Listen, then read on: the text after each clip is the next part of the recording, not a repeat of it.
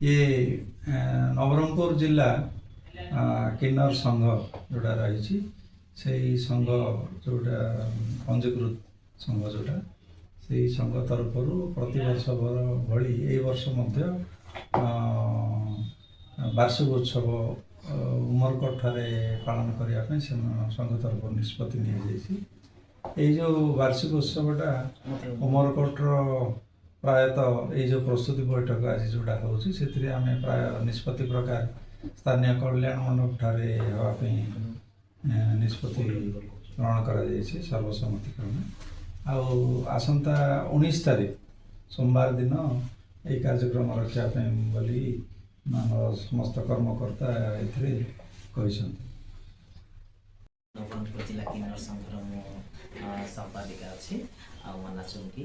आठी माने सभा हम बोलिकी मुझे एटेंड कर भावी नी किंतु आम